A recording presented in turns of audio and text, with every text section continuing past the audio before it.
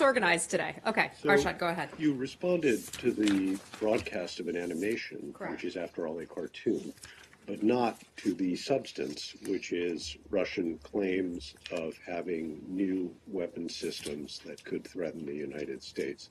So can you respond to that? For Yes. example, is it not the case that at least one of these weapon systems has been under development or was under development many decades ago and then went away? Okay, let me Yeah. start with that. That is certainly a concern of ours.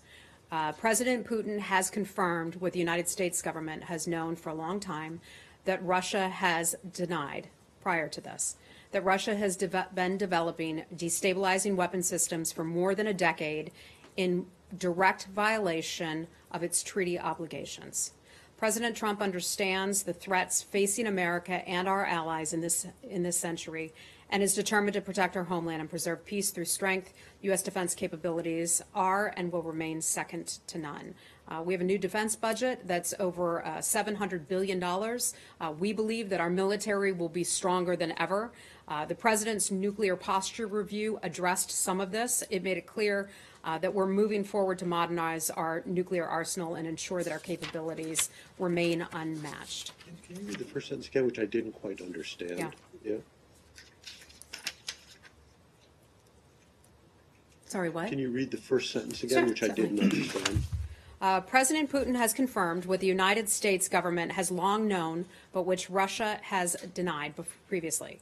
Russia has been developing destabilizing weapons systems for more than a decade in direct violation of its treaty obligations. And which treaties is it violating? Some of these that are not in compliance would be the INF treaties. That's an area of particular concern to us. Since 2014, they've not been in compliance with that. They've been developing intermediate-range ground-launched cruise missiles in direct violation of the INF treaty. What are you going to do about that? That is not for me to say what the United States is going to do about that. We continue to have conversations across the various agencies and departments in the U.S. government. Is there an indication that those weapons that they showed today are actually operational? That's not something I'm able to answer. Some of those would be intelligence matters. Some of those would come out of the Department of Defense. But, I mean, but these weapons, like you said, that confirm what we've long been known that he's developing. But do you believe that they've actually developed them, or they're still in the development process? You know, some of this is new information that we are seeing today. Some of this is information that we've been tracking for some time. Some of this information the United States government will not be able to publicly provide to you, and that's part of it today. Okay? Hi, Does the Rich. Secretary plan on speaking with Foreign Minister Lavrov specifically in regard to this morning's speech? And does this morning's speech change at all the U.S. attempt to try to work with Russia in certain areas or change this relationship, or is this seen as sort of election year politicking on his part? Well, I think you have to consider the audience that Putin sat before today when he made that announcement, and consider the fact that it's basically his equivalent of our State of the Union address. We also would note that there is an election that's coming up. So we think he was playing to the audience, certainly. In terms of Secretary Tillerson and whether or not he plans to speak with him about it, that I'm not sure. This is something that we have many conversations with the Russian government, not just here in the United States between the Secretary and his counterpart, but with other officials as well. Okay? Lori, let's move on. Yeah, Okay. on another aspect of Russia which Kurdistan is interested in, General Votel said Tuesday that Russia plays both fireman and arsonist in Syria. Is that a position you would agree with? Yes. I mean, I think I've been pretty clear, as has the Secretary, about Russia's responsibility in Syria. Russia has a responsibility to stop Syria and to stop aiding Syria in attacking its own people. We look at the situation in eastern Ghouta today, since there was the UN ceasefire that was voted upon unanimously on Saturday. On Saturday. And the fighting continues. They are continuing to kill innocent civilians. We have seen more than 100 people die since Saturday alone. This ceasefire is clearly not working. Russia has called for these joke-like humanitarian corridors. Russia needs to just do what the United Nations had agreed to and voted on, and that is a countrywide ceasefire. This is not working. Russia's responsible for this in part because they continue to train and equip and work with the Syrian government. We've been watching that very carefully. It's a tremendous concern of the U.S. government. And he said that there needs to be more pressure on Russia to, do the right thing in Syria. Are you thinking of anything now that would constitute pressure on Syria that General Votel said was necessary? In terms of pressuring Syria or in terms of pressuring Russia? We are having conversations with the Russian government. I can tell you that. The United Nations is having a series of meetings where they're talking with other countries, like-minded countries, on exactly what is going on in Syria right now. You recall the Secretary signed on to the chemical weapons program that France put together about a month ago or so. They are expected to hold their next round of conversations sometime in March, sometime later this month.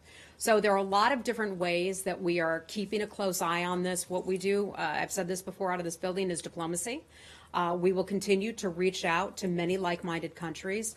Let me remind you of the 15 countries that signed on to the ceasefire resolution over the weekend. We're having lots of conversations with those countries that share our concerns. Thank you. If I could just ask you about Iraq, the Parliament passed a resolution. Hold on. Let's stick with anything related to. You mentioned something hold on. About a joke Excuse me. humanitarian corridor, is it? Yeah. Okay. Let's talk about that. So let's stick on Syria for right now. You're saying that the ceasefire is not holding? I think I just said the ceasefire is clearly not working. What are you proposing? And here's the thing. This idea of a so-called humanitarian corridor, which is a narrow little banner that if you look at the video that you see on TV, people aren't using that. Why are people not using that? Well, it didn't work in Aleppo very well, did it? People are afraid to use it. They're afraid if they try to leave eastern Ghouta that they could be conscripted into working with Bashar al-Assad, that they someday may not be able to go home or they could be killed. People are fearful of that. That does not go far enough. The idea that Russia is calling for a so-called humanitarian corridor, I want to be clear, is a joke. What needs to happen instead is a nationwide ceasefire that was voted upon unanimously at the United Nations last Saturday. 15 countries supported it. Let me remind you, so did Russia. So did Russia. I want to be clear also that there are a few exemptions to that ceasefire, so no one tries to parse my words. Al-Nusra, Al-Qaeda, and ISIS. Those are the exemptions. Anything else on Syria? How about I think Saeed's question here is what is the United States going to do about it? Because so far, as you said, the ceasefire hasn't held. Right. It has never even been implemented.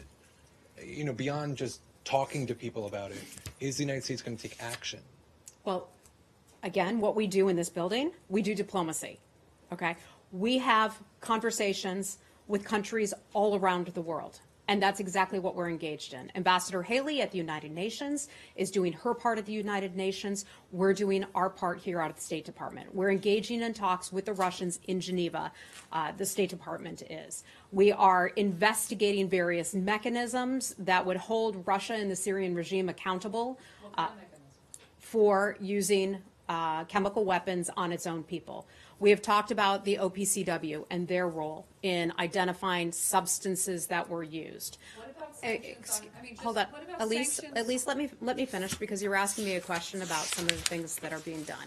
There are other mechanisms in place. Paris, I mentioned. The accord, the agreement that Secretary Tillerson and 25 or 26 other countries signed on to. We have a new member just as of yesterday. I'm trying to remember if it was Norway or the Netherlands. Let me get back to you on that. There is that. A lot of these meetings are happening. We will hold Russia accountable and hold Russia responsible. And let me again urge you, I know a lot of you are so obsessed with Russia and what Russia did in the United States in the 2016 elections. I would urge you to show your outrage. I Hold think on. that's true in this room. Hold on. I would assure you. Maybe in some other briefing rooms. Okay, around maybe in town. other briefing rooms. Not But this let one. me ask reporters to turn that around. Fine to ask about Russia's role in influencing or trying to influence the 2016 elections. But look at Russia and what it's doing in killing people in Syria. I would urge you to do that. I mean, I'm sorry. I think that everybody in this room is asking about that and talking about that, and I reject your assertion that everybody in this room is obsessed I with. don't the think I 2000 said everybody in this room is obsessed, but in Okay, in well, general. it's just not, it's In just general. germane to the Question about that questions. topic? You haven't It's had not one germane to question the about- question at hand. And the question at hand is, what is the U.S. going to do to hold Russia accountable when in the past the U.S. has imposed sanctions on Russia for its actions in Ukraine? Are there sanctions not just for chemical weapons, but are there sanctions being considered for supporting the Syrian regime for its barrel bombing of civilians in eastern Ghouta? You know, we never and elsewhere? forecast sanctions, but I can tell you there are a lot of options that are now being considered. You're talking about countrywide ceasefire. Should that include Turkey in the north? We have talked about this in the past. We talked about this on Today, Tuesday. today you're calling for a countrywide ceasefire. Should this Yes. include Yeah. Turkey? That- Should Turkey cease all military We operations? look at the entire part of the country, and that's what was called for, a ceasefire throughout the country. You went out, you spoke about that at length on Tuesday, right? Correct. Yes, I did. Turks have, for 2 days running, said that you should read the resolution, and they've rejected your interpretation. Okay, You want to comment on that? Let me go back and read the resolution one more time. I think I was pretty clear, and I think you all understood it as well, that the resolution calls for, and this is the UN resolution, it affirms that the cessation of hostilities shall not apply to military operations against the Islamic State in Iraq and the Levant, ISIL, also known as Daesh, Al-Qaeda and al-Nusra Front, and that other individuals, groups, undertakings, and entities associated with Al-Qaeda, ISIL, and other terrorist groups as designated by the Security Council. So I think that the United Nations and the resolution is pretty clear, and that speaks for itself. I'm still considering. Okay, let's move on. Okay, go ahead. All right. So, just to go back to the Russian missiles for a minute. As you say, Putin seems to have confirmed that he's developing these weapons that would breach the various treaties, including the INF treaties. The United States is also modernizing its nuclear arsenal. Do you still consider yourselves bound by these treaties that Russia apparently has already broken? We are in compliance with the treaties. You're in compliance currently, but we do put- you we you put- intend to remain within the compliance? I'm not aware that we certainly would intend to remain in that. I'm not the arms control and verification expert, so if you want a deeper dive on that, I can certainly put. Policy, whether you. Pardon me? It's a matter of policy. Diplomatic policy, whether you remain in a treaty or not. We believe that we remain in the treaty. Okay. Thanks. Who is the arms control expert? We have our AVC bureau. Right. There are Who's experts Who's there. the undersecretary? The cute man. Okay, let's move on. I'm sorry. Your name is? Alexander Pistenko, Russian TV. I'm still considering negotiations with Russia on global security issues, in nuclear arms issues, after today's announcement. So your question is, would we cut off conversations and negotiations? I mean, do you change something in your attitude toward this? Well, look, it's certainly concerning to see your government, to see your country put together that kind of video that shows the Russian government attacking the United States. That's certainly a concern of ours. I don't think that that's very constructive, nor is it responsible. I'll leave it at that. Okay? The United States.